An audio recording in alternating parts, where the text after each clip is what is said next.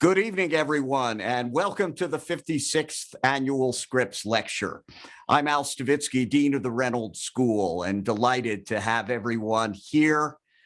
I think it's safe to say this is the first Scripps Lecture to be held as a Zoom webinar. And though it's always wonderful for all of us to be together for this lovely event, this format does allow us to reach people in more than 20 states and Brazil and Singapore. So we are delighted that we are able to reach so many alumni and friends who would not otherwise be able to be here for the Scripps lecture. To all, a warm welcome, special thanks, and greetings to members of the Scripps family and to the Scripps Howard Foundation. It is their generosity that makes this event possible and has for more than half a century. Ted Scripps started this event in 1964 because he wanted students to hear directly from leaders in the profession. And through the years, we have indeed brought to campus some of the giants of our field. The Scripps Lecture program also provides scholarships for Reynolds School of Journalism students, and the Scripps Howard Foundation provides support for a paid internship as well. We're deeply grateful, as noted, to the Scripps family and the foundation for their generosity in this ongoing transformational partnership. Back in 2014, for the 50th anniversary of this event, the Reynolds School produced a tribute video to Ted Scripps, and we want to show that video to you again tonight, as well as introduce you to the 2021 class of Scripps Scholars.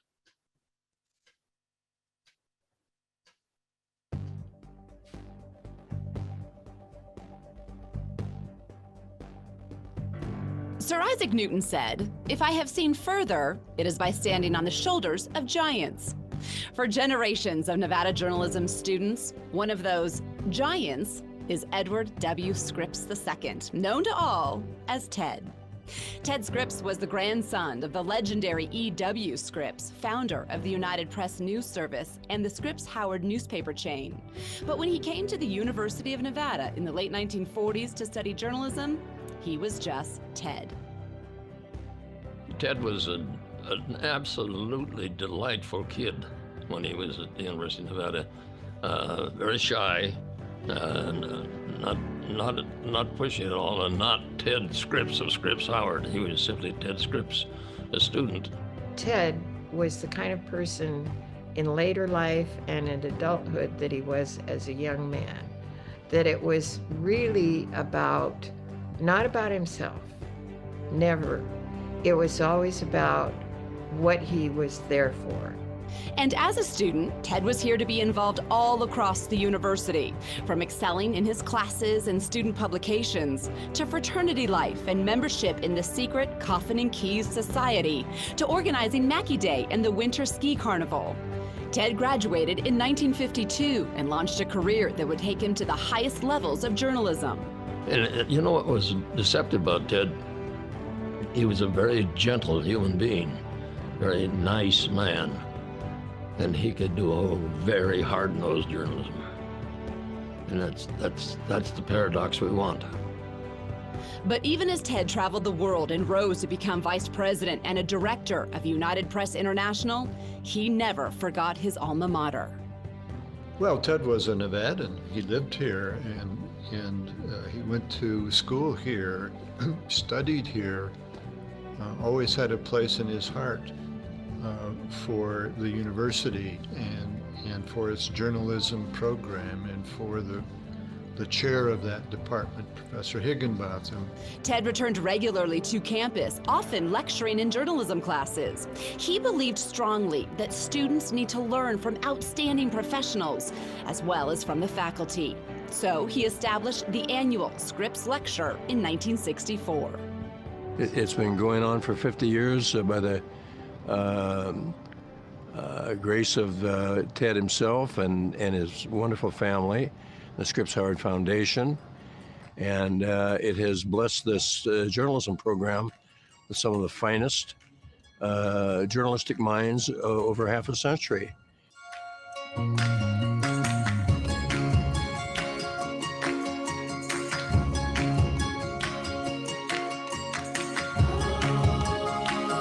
Ted Scripps was awarded the university's Presidential Medal in 1987, shortly before he died, in recognition of his distinguished service to his alma mater. In addition to this annual Scripps Lecture and dinner, Ted's legacy is felt in many ways in the Reynolds School. I'm Landon Miller. This is The Brush Up, and this is what we're brushing up on today. Ted's generosity and that of his family and the Scripps Howard Foundation has also provided us with support for our building and for paid internships. And notably, since 1963, it has allowed us to award the Scripps Scholarships, which have enabled so many of our students to reach their goals and enrich the field.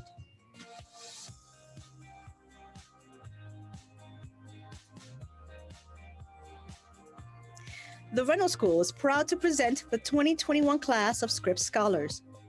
Olivia Ali is a senior from Sacramento and a former editor-in-chief of the Nevada Sagebrush. She is currently teaching herself to code. Blake Anderson is also a senior from Sacramento. He currently works as the public relations intern for the Reynolds School. Taylor Avery is a senior from Elko. In addition to journalism, she has a second major in political science and enjoys weightlifting. Corina Dominguez is a senior from the East Bay area of Northern California. She loves snow activities, particularly snowboarding. Lauren Green is a senior from Albuquerque. She's a student athlete at the university on the track and field team. Nicole Harward is a senior from Las Vegas. She's a first-generation college student, and she recently completed a virtual international internship with a magazine in France. Rachel Jackson is a sophomore from Las Vegas. Her father gave her a camera when she was young, and that's when her passion for photography took off. Sarah Lynn Lindsay is a senior from Dayton, Nevada. She was raised by her great-grandparents and loves happy dogs. Leslie Virgen Mariscal is a senior from Reno. She has a passion for health and nutrition and loves to visit her family's hometown in Jalisco, Mexico. Tucker Rash is a senior from Reno. He spends his free time playing the drums and listening to baseball on the radio. Ashlyn Rogers is a junior from the San Francisco Bay Area. She's a first-generation college student and is grateful for the sacrifices that her parents made to enable her to pursue a degree at Nevada.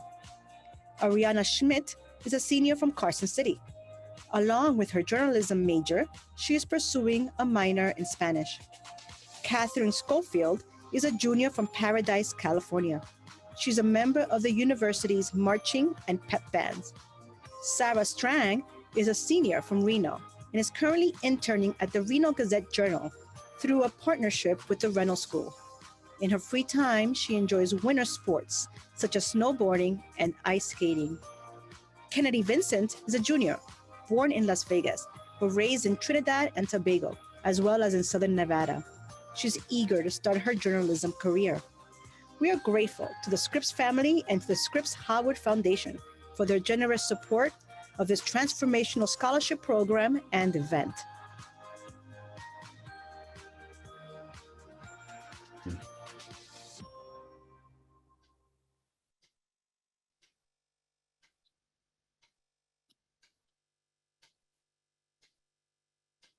And congratulations to this year's Scripps Scholars. As mentioned in the video, the Scripps Howard Foundation also provides support for a Reynolds School student to undertake a paid internship at a major national news organization. And this summer Scripps internship will be with USA Today. And we have some breaking news because we just found out this morning that the Scripps intern for the USA Today internship this summer will be Taylor Avery, whom you noted in the video, is also among this year's Scripps Scholars. So again, we're so grateful for the support of the scholarships and the internship program, as well as this event. I usually take a moment at this event to update you on the achievement of our students, which has been all the more remarkable this year given the pandemic, and we're so inspired by their resilience. And just wanted to note a couple of points of pride. We learned just a few days ago that our student Vanessa Ribeiro was honored with a national award for Best Sound Engineering in the Broadcast Education Association's Festival of Media Arts. Student Jordan Griffin received national recognition for television news reporting in the Hearst Awards, which are often referred to as the Pulitzers of collegiate journalism. Our Wolfpack Relations student agency developed a campaign for the city of Reno called Live to Love Another Day to promote safe practices among college students during the pandemic. And our Bateman student competition team built an innovative campaign to promote civil discourse, which was capped by both President Sandoval and Mayor Sheevy proclaiming Civility Day on campus and in Reno last week. So we have much to be proud of from our creative and resilient students in these extraordinary times. Before I introduce our speaker, I want to express my appreciation to the many colleagues who helped make this event possible, both the planning and the technical aspects.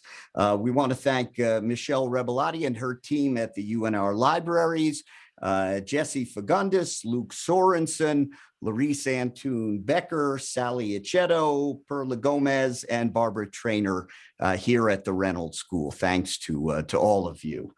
And now to our speaker, Paula Kerger. The 56th annual Scripps Lecturer is the longest serving president and CEO in the history of PBS, having served in the role since 2006. And a bit of Scripps event trivia: her predecessor as the president of PBS, Pat Mitchell, gave the Scripps Lecture back in 2002. Under Paula Kerger's leadership, the PBS audience has expanded across platforms and genres. Path-breaking programs, which I'm sure you're familiar with, include Downton Abbey, impactful educational and children's content, including the PBS Kids channel, 24/7 kids content, and award-winning news and documentary fare, including the NewsHour and Ken Burns's work. Indeed, Ken Burns referred to our speaker, Paula Kerger, as the perfect leader at the perfect time for PBS. Prior to joining PBS, she spent more than a decade with the Educational Broadcasting Corporation, which is the parent company of the public television stations in New York City. She is a graduate of the University of Baltimore, and among her public service roles, she chairs the board of the Smithsonian's National Museum of Natural History. I should note, and some of you may recall, that Paula was scheduled to be our Scripps lecturer last year when we had to cancel the event at the last minute because of the pandemic shutdown, and it has certainly been worth the wait. Even before this lecture, we have benefited from her insight and counsel. Paula met virtually yesterday with Reynolds School faculty and staff for a great conversation about trends in industry, and then spoke last night with Professor Birkenbein's introductory class. And that was a very inspiring conversation. As Professor Birkenbein said, there was a lot of love in the chat. We're now going to play a short video, a sizzle reel in industry parlance, about PBS's award-winning news and public affairs programming. And then we will hear from our 56th Scripps lecturer, PBS President and CEO, Paula Kerger. We care about the things that are going to affect the lives of each and every American. What we normally see in these big crises, from the United States to Europe to China to Russia. We can go deeper and get nuanced takes on things and allow people to see that everything isn't necessarily black or white. For Sama, for me, it's not a film. It's my life. Sama. It remains a fast-moving story. Climate change, healthcare, immigration. To peel back the layers of the onion and to get to the heart of what really matters in every issue. We're talking about very big dollars here. It's guaranteed that the numbers of cases in coronavirus will be going up. We're a place that people can come not just to find out what happened, but why it matters.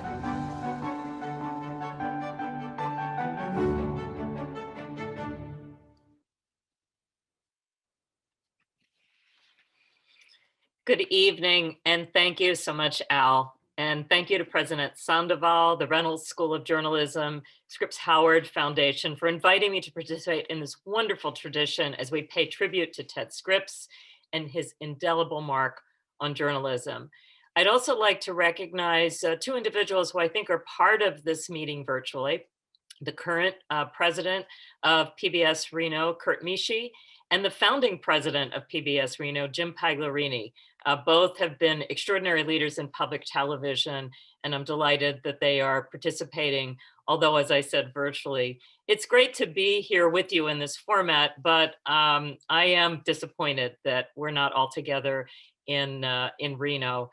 There will be a moment when we'll be able to travel again, and I very much look forward to coming back and visiting the campus. When I was last in Reno, I was there to celebrate the 30th anniversary of the station. I had the opportunity to stop by the Reynolds School and observe a class and to meet a number of students. And I was so tremendously inspired. And so I was touched and honored to have been given this opportunity to present this speech tonight. I've long admired this great institution and its strong legacy of nurturing the next generation of journalists and storytellers, and for its ongoing commitment to local journalism throughout the region. To today's honorees and to the class of 2021, I want to offer my congratulations. The knowledge and the tools that you've gained at Reynolds have prepared you to join the esteemed ranks of the Fourth Estate, which is nothing less than essential to the health of our country and the resilience of our democracy. Although you'll pursue different disciplines and take different paths, you share a common purpose: to bring light to truth and tell stories that matter. In many ways, that speaks to the heart of our work in public television. PBS recently celebrated our 50th anniversary, marking 5 decades of service to the American public, which includes a longstanding commitment to journalism. The roots of our work can be traced back to 1973, when Jim Lehrer joined forces with Robert McNeil to anchor unprecedented gavel-to-gavel coverage of the US Senate Watergate hearings. Those legendary journalists went on to form the McNeil-Lehrer Report, which later became the nation's first hour-long nightly broadcast of national news. And their legacy lives on today through programs such as the PBS NewsHour, Washington Week, and Frontline. Now, I often tell people that working in media, especially in journalism, is not for the faint of heart. But in my view, it is more important than ever. Amid the incredible amount of content available to audiences and the changing nature of how people consume news, there is an urgent need for serious journalism. These are extraordinary times, and recent events have profoundly changed our country. The pandemic has had an enormous impact on every facet of our society, and the horrific killing of George Floyd forced our country to reckon with legacies of racism. And then, with this extraordinarily complex landscape as a backdrop, a violent mob laid siege to the Capitol in an attempt to disrupt a constitutionally enshrined tradition that is central to a peaceful transition of power. We have seen time and again this relentless assault on the truth, with conspiracy theories taking root, spreading beyond the shadows and into the mainstream. And as a society, we've lost the ability to come together and have honest conversations. And we've lost the muscle memory of what it's like to discuss and debate ideas. The anonymity afforded by social media has only escalated the hyperbole and vitriol that are so prevalent today. In order to address the challenges and seize the opportunities before us, there must be a space where ideas can be shared, where facts are clearly delineated from fiction, and when we would continue to speak truth to power. Now, many of you are familiar with the principle so clearly articulated by Thomas Jefferson that the best defense of democracy is a well-informed electorate. And that is why your chosen field of work, the field of journalism, is so profoundly important. During my time at PBS, I've been fortunate to work with so many extraordinary journalists, including both Jim and Robin, but as Judy Woodruff and Yamiche Alcindor and the late Gwen Ifill. Each one has taken a unique approach to their work. The common denominator is an abiding commitment to editorial integrity, gathering and assembling the facts, verifying the veracity of those facts, and being resolutely impartial in their reporting. That is how you uncover the truth, and that is how you build trust with your audiences.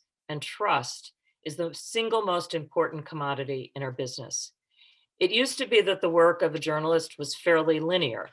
You did your homework, you reported on a story, and you put it out to the world through your chosen media, whether that was print or broadcast.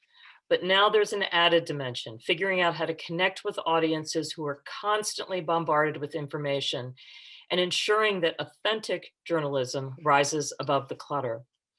Reynolds has positioned its students for success by preparing you to work across various forms of media. What you've learned, the most valuable of all, of course, is our industry never stands still. Working in this business requires that you remain nimble and open to new technologies, because the media of today won't look like the media of tomorrow. Indeed, over the past several months, as our country has shifted to this new Zoom world, we have seen this trend of audiences moving onto digital platforms accelerating at a breathtaking pace. As a legacy institution with roots in broadcast television, PBS and our local stations are constantly evolving to meet changing viewer preferences. As a result, we've created an integrated multimedia experience for our audiences. We are where you are. But we view technology as more than just a distribution tool. It also affords us new opportunities to drive our mission and deepen our impact. If you aren't familiar with the investigative journalism series Frontline, I encourage you to study their work. Executive producer Rainey Aronson and her team were experimenting with online journalism long before others.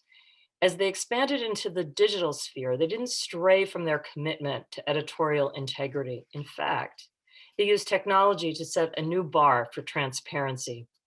Beginning in the 1990s, Frontline adopted a standard practice to publish full interview transcripts online, making the reporting in their films more accessible and shining a light on the source material for their journalism. And they're constantly testing new platforms to connect with different audiences. A couple of years ago, Frontline began piloting an effort to present some of their biggest films on YouTube, from Amazon Empire to China's COVID Secrets. And during the pilot, something extraordinary happened. Those films were viewed by millions of people, many of them watching Frontline for the very first time. Despite the conventional wisdom that younger viewers are only interested in short-form content, the average length of time spent viewing those documentaries is 30 minutes, which far exceeds YouTube's averages. And this affirms something that the students in your school know very well, that this generation is hungry for factual, serious journalism, and that video is an extremely effective tool to reach and engage younger audiences. It also reminds us of the power of storytelling. With the constant flood of information and data entering our devices at every minute of the day, it can be challenging, if not impossible, to gain real insight into the pressing issues before us. Sometimes it's a personal story that breaks through the clutter and sheds new light on complex issues. And one of the most impactful ways to tell stories is through documentary film. Each year, PBS presents more than 200 hours of documentary programming, far more than any other broadcaster or streaming service. Through documentaries, we share stories that are not well told or not well understood. Working in this business requires that you remain nimble and open as you move forward. And that is something that continues to be an underpinning of everything we do, particularly in the documentary space. This spring on PBS, Ken Burns' Hemingway will explore the life and work of the legendary writer and his enduring influence on American literature and culture. Independent Lens' Philly DA will examine mass incarceration and criminal justice reform through the crusade of Philadelphia District Attorney Larry Krasner. And Tulsa, The Fire and the Forgotten will bring new light to the 1921 Tulsa Race Massacre on the 100th anniversary of that horrific event, and to explore the broader history of anti-Black violence in America. Those are just 3 highlights of a schedule that is designed to deepen understanding and foster conversation. If you're searching for inspiring stories, you don't have to look very far beyond your own backyard. I was blown away by the quality of content coming out of the Reynolds Media Lab. There are extraordinary storytellers among you. As you go out in the world to make your mark, I encourage you to build on what you've learned at Reynolds and continue to stretch beyond your comfort zone. Working in media can be tempting to succumb to the filter bubble, to reflect one point of view and speak directly to the choir. But as Gwen Ifill once said, if we are only talking to people who agree with us, we are failing in some way to understand our country and our world. During these polarized times, it is essential that we find ways to reach beyond the sound bites and sensational headlines that dominate today's media landscape, to understand our differences, and also remind us of how much we have in common. As a media institution that is firmly rooted in the communities we serve, public television has a long track record of creating a space where everyone is welcome, no matter your background, nor where you live, nor your economic means. I've seen time and time again the power of convening by our local stations around highly polarized issues where people may not always agree, but they walk away with a deeper level of understanding and respect for one another. So no matter where your path takes you after Reynolds, I urge you to make an extra effort to make sure that you go out in communities to hear from people firsthand about their hopes and their fears and what truly matters to them, and reflect the wide diversity of their perspectives in your work. At PBS, we're constantly looking for opportunities to elevate the next generation of filmmakers. And this brings me to the PSA portion of my remarks. No, I'm not going to do a fundraising drive, but I am going to call your attention to something that I think is profoundly important. We recently launched an open call for content creators of diverse backgrounds to submit ideas for both long and short form films. PBS will provide funding support for the top entries, and we will feature their work across a range of platforms. So for any filmmakers out there who are interested, you can learn more about the open call and apply at pbs.org. Now, before I open it up to questions, I want to say to the students and upcoming graduates that your timing is perfect, because I think this is one of the most exciting and dynamic times to be a journalist. This is living history, a period that future historians will analyze and document for generations to come. As journalists and storytellers, you will help bear witness to this history. Through your work, you will have an incredible opportunity to shine a bright light on facts, to create a space for civil discourse, and to spark conversations about where we go from here. So no matter where you focus your attention or lend your talents, I have no doubt that you will do great things and you will make an extraordinary impact. I wish you all the success. We're counting on you. And thank you. And now I'd be happy to take your questions. Thank you so much, Paula, for those inspiring words. The way questions will work, friends, is you see the Q&A box down at the bottom of your Zoom screen. So please feel free to type your questions in there, and our team will be keeping an eye on what's in the Q&A box, and we'll relay those questions to Paula. So I'll get us started while, again, we invite you to start putting your questions in the Q&A box. So Paula, to get us going, there's been a lot of talk about how consumer behavior has changed during the pandemic, and certainly television viewing and video consumption has certainly been transformed in this period. How does that affect your work, and how is PBS looking to the next chapter?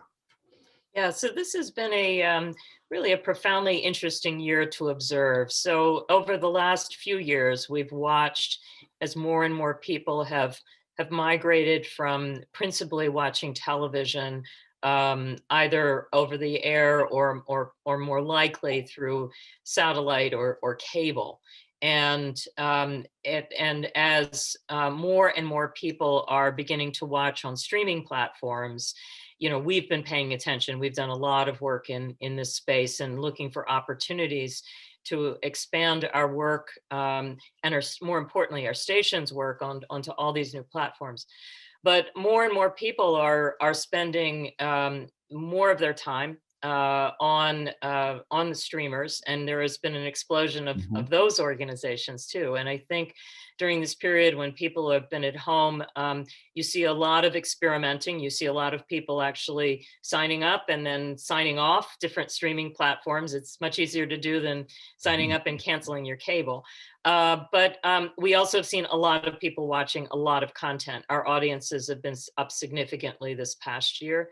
And I think that there is a big appetite for content, and I think that the presence of digital television, streaming video is certainly here to stay. A year ago, we made a deal with YouTube TV to stream our station's broadcasts. So in every market, YouTube TV is picking up our station streams.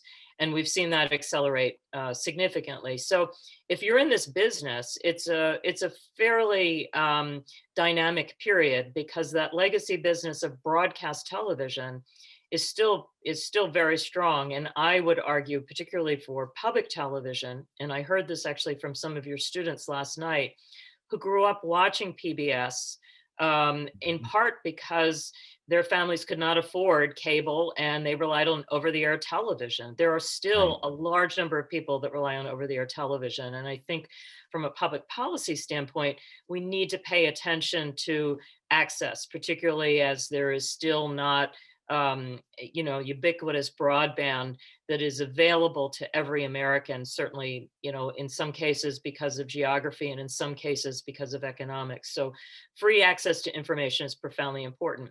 But at the same time we're focused on that, we also recognize that a number of people are looking for content on a variety of places, and to make sure that we follow that and are there where people expect to find us has been, I think, probably the biggest sea change. Very good. We're now starting to see some very good Q&A, so let's get right to it. First question, who is eligible to seek funding for producing more diverse films in the competition you referenced? We're looking for emerging voices, so new filmmakers. That's principally what we're focused on this round. We are also working on some plans to support sort of mid-career filmmakers, because we recognize that, ironically, sometimes it's easier to get your first film produced and a little harder, sometimes much harder, to get your second or third film. So this is our initial opening, is to first focus on on emerging talent. So that's why I thought it was especially appropriate in this lecture to make sure that all of the members of your school who are studying documentary film, that you look at our open call and see if it fits you.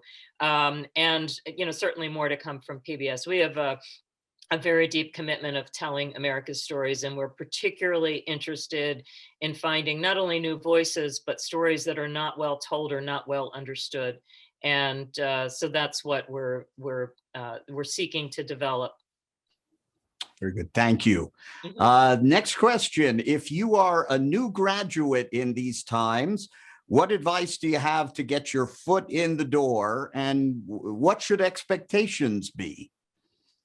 Well, I think as I said in my comments, this is definitely not a field for the faint of heart. I mean, and I think in part because it's an industry that's really evolving very quickly.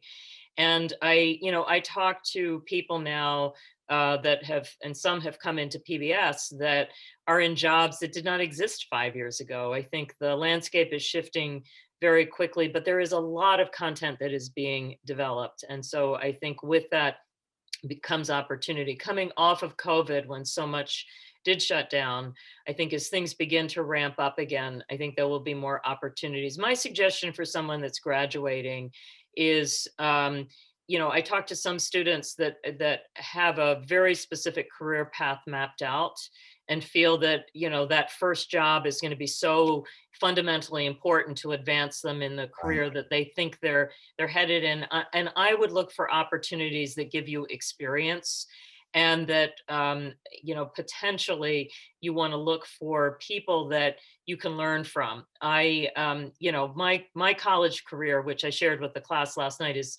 completely checkered. I started out in pre-med, so what's a woman that started out in pre-med and flunked organic chemistry, running PBS?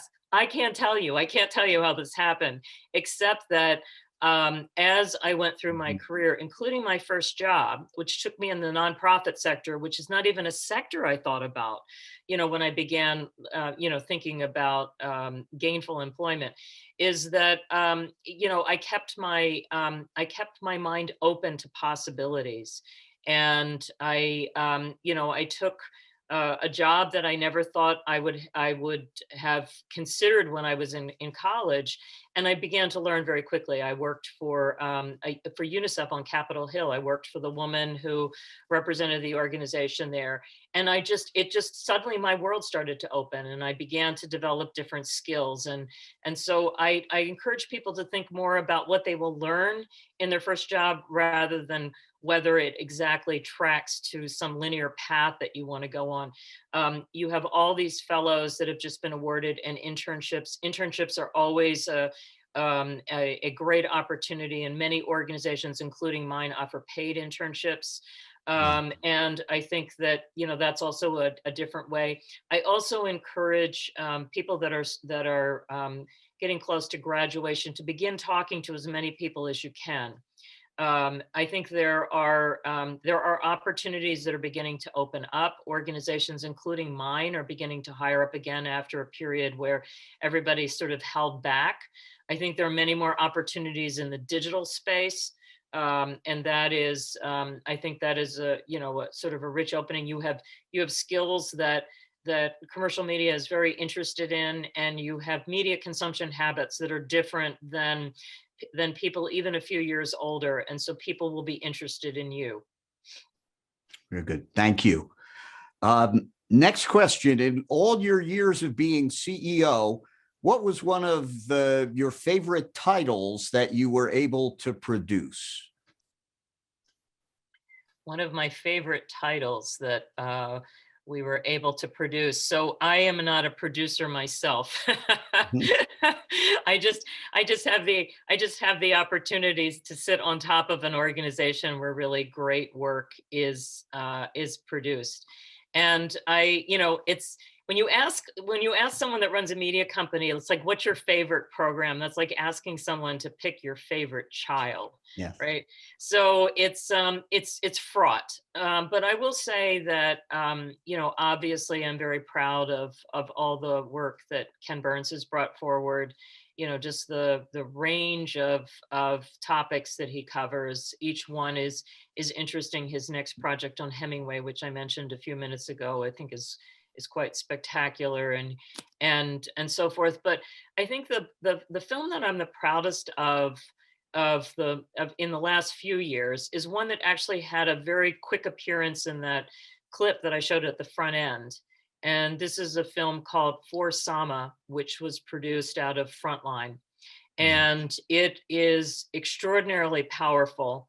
It is a extraordinary journey by a single woman telling the story and her family's story in Syria. And it is a film that was widely recognized, including it was nominated for an Oscar.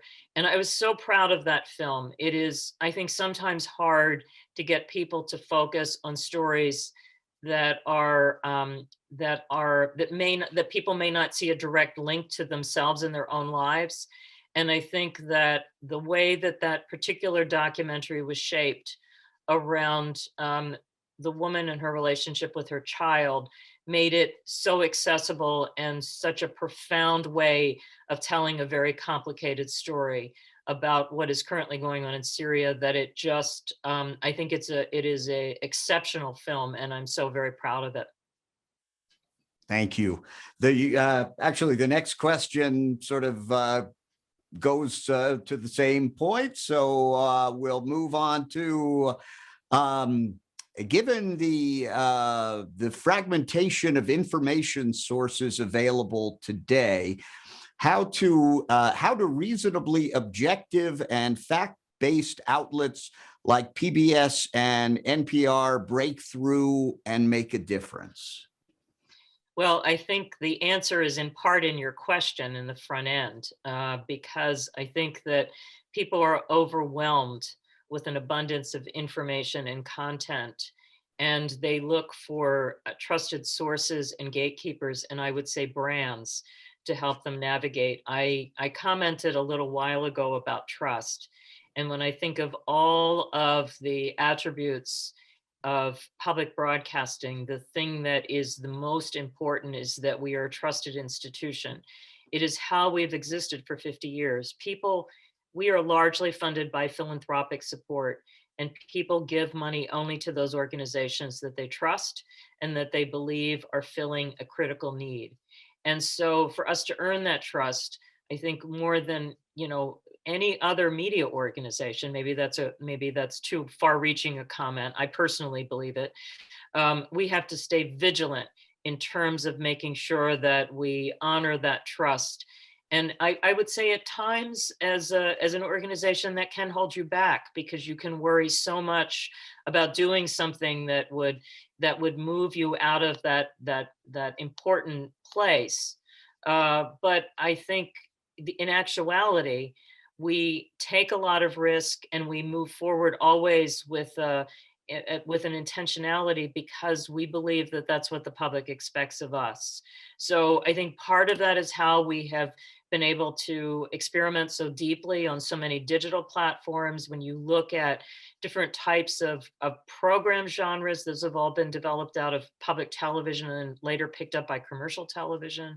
And even in technology, we've been pretty aggressive in pioneering new techniques and some things that we take for granted every day, like closed captioning that came from public television.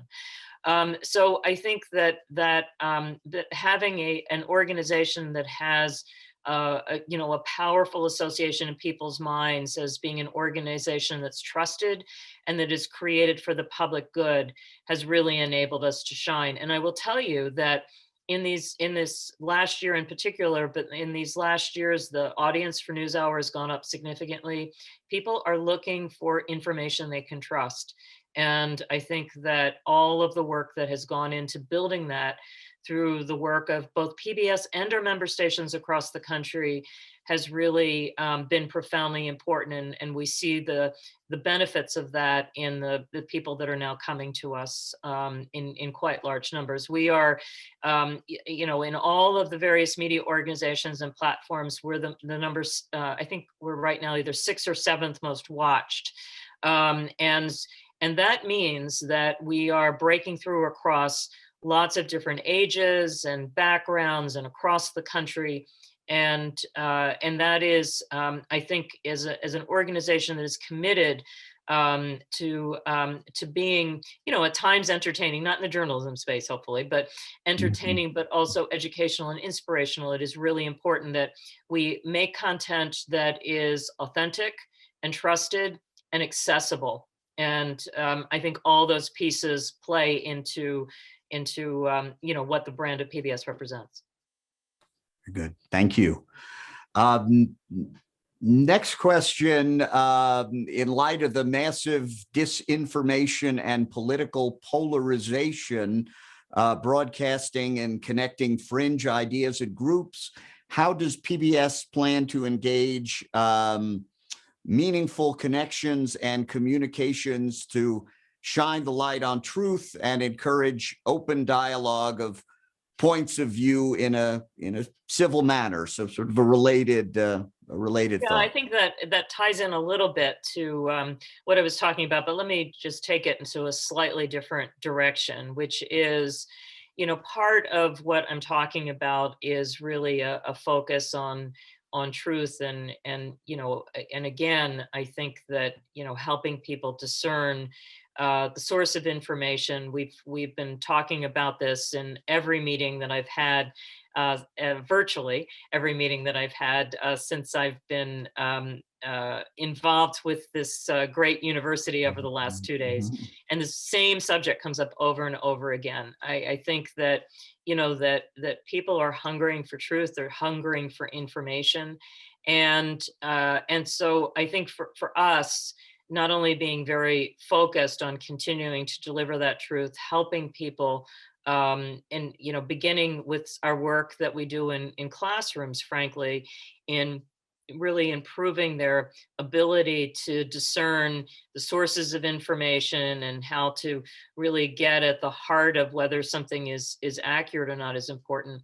But I think the other piece of this, in terms of really trying to not only shine a bright light on truth, but really create conversation, which is the last piece of your point, is profoundly important. This idea of civil discourse. We think about it in the programs that we produce. We do not produce programs where people shout past each other. We do bring people together that have different perspectives and different points of view. And the idea, as Gwen Eiffel used to say, is to bring light, not heat, to conversation and important issues. I think the other important piece of this, and this will become even more important when we're able to get back to some level of normalcy and can actually bring people together in a physical way, is many of our stations, including your station here in Reno, are great facilitators of conversation. Town halls, although they seem like an old idea, are actually really wonderful ways to bring people together from within a community to talk about the important issues, the issues that really determine the direction that that communities are traveling. And I think that the role of public television in that kind of forum is really important. You can do some of it through broadcast, and certainly organizations are also doing it virtually, but I think nothing replaces that idea of having a space where people can come together. This is actually what universities also represent, by the way, of bringing people together and arguing and debating, and ultimately perhaps not changing others' opinions, but at least coming to a place where people can appreciate that we can have a difference of opinion and based on reasonableness. And that's where we need to move. Thank you.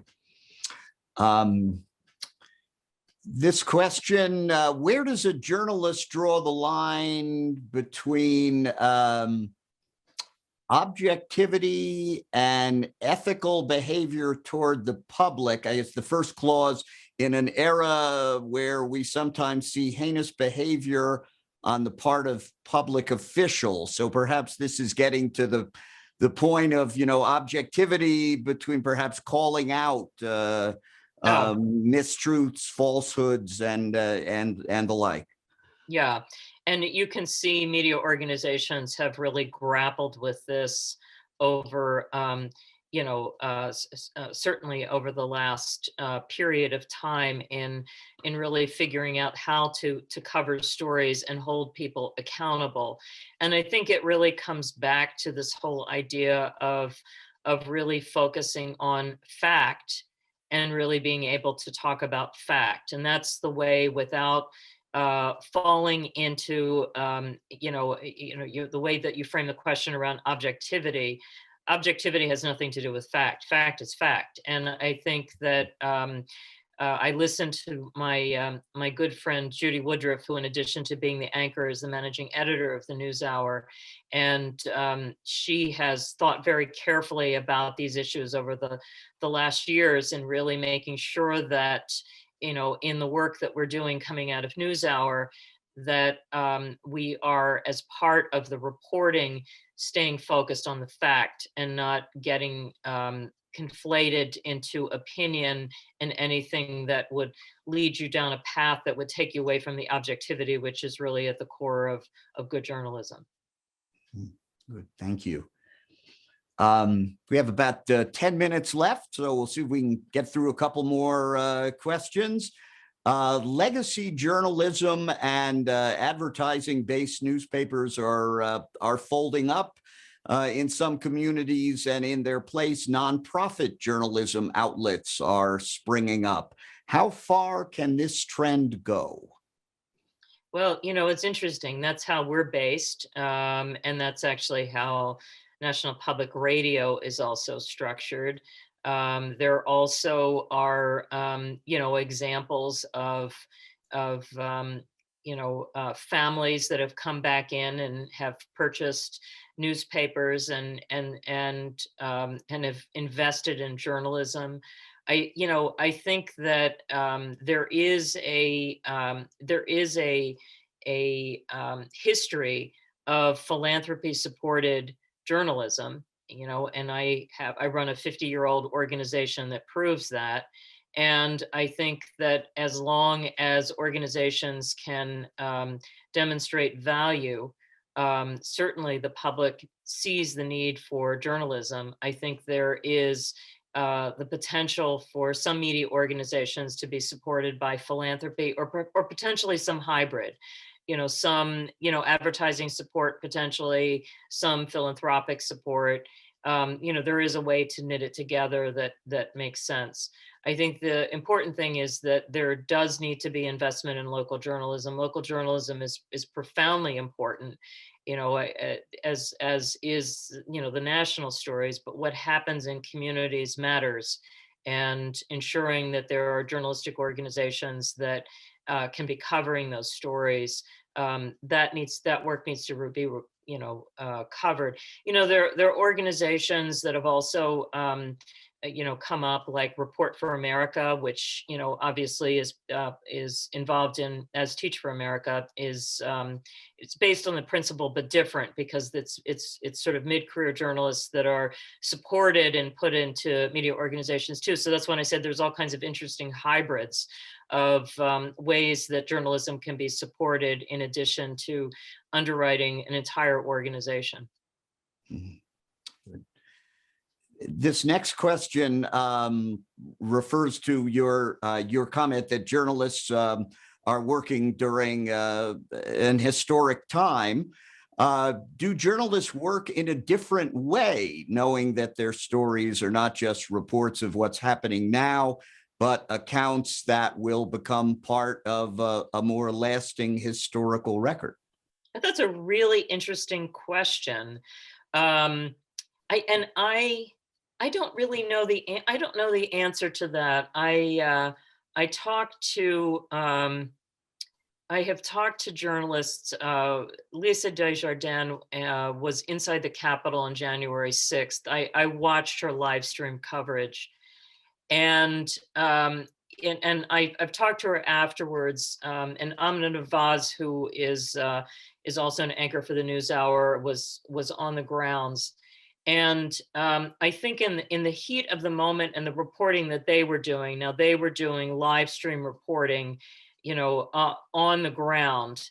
I think they were, part of them must have realized that this was, a profound moment in our country's history, but part was also just getting through the moment. And I just have to call not just them out, but all of the extraordinary journalists who have truly put themselves in harm's way to make sure that we get the stories that we need to know. And you see it obviously in wartime, and we are seeing it now. We saw it now just a couple months ago.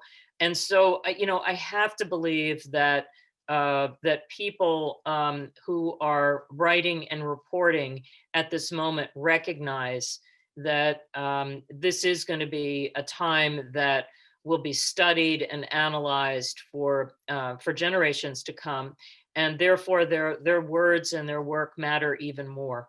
And I would think that is certainly the case for print journalists, and I believe it's the case for broadcast journalists as well. Thank you. We have a very technical question now, going in a different direction.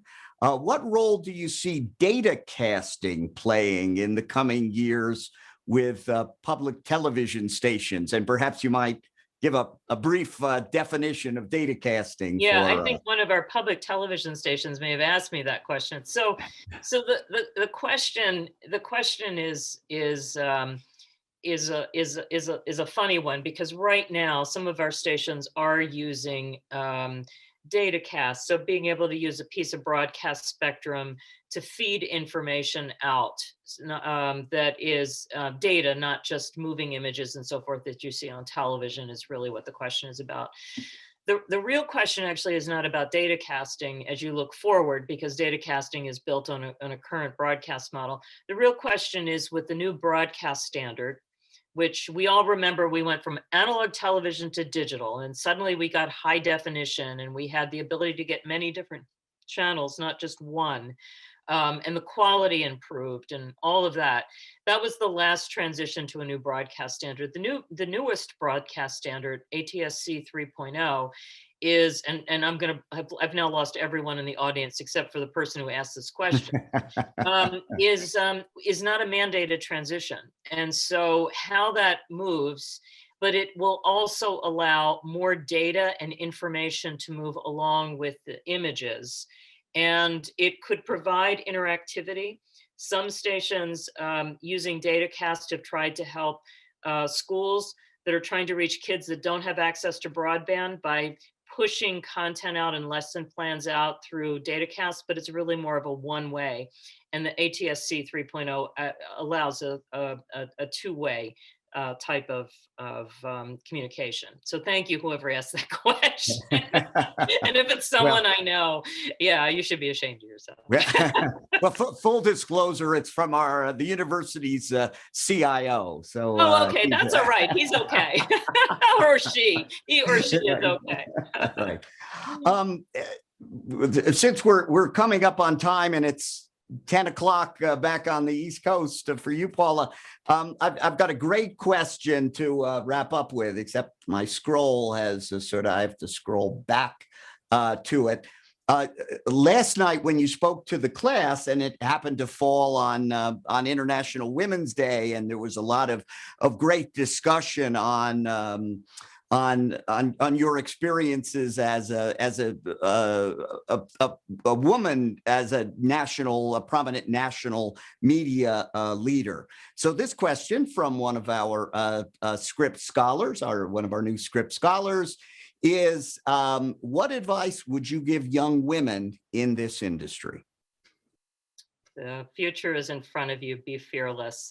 One of the things that I talked to students about yesterday is that you have to be, I think, in life prepared to take risk. It is, I think, human nature to become comfortable and not challenge ourselves and realize that there is often much more that we can achieve, but we sometimes sell ourselves short. And I don't want this to sound like a sexist comment. I've seen it a lot. Women tend to hold back a little bit more than others. I interview people, or I hope that people will apply for jobs that I have available. And oftentimes they'll look at the requirements, and if they can't check every box, they feel like they're not ready for the job. Let me tell you something, you are ready. And if you are a fellow, if you are a Scripps fellow, you are certainly ready. So I would say take that leap, look for opportunities, know your worth, and you will be exceptional, I promise you. Wonderful, inspiring words to close on. Paula Kerger, our 56th Scripps lecturer, thank you so much for joining us, not only this event, but the wonderful conversations that we've had over the past couple of days. This was really great, Dean. Thank you so much. This was really wonderful. And we look forward to welcoming you back in person when the time is right. So I will be there. Thank you. Very good. And with that, that's a wrap for the 56th Annual Scripps Lecture. Thanks again to the Scripps family, the Scripps Howard Foundation, and everyone who helped put this event together. And thanks also to everyone in the audience from across about half the states and several other countries. Be well, stay safe, and we'll see you next year. Good night. Good night.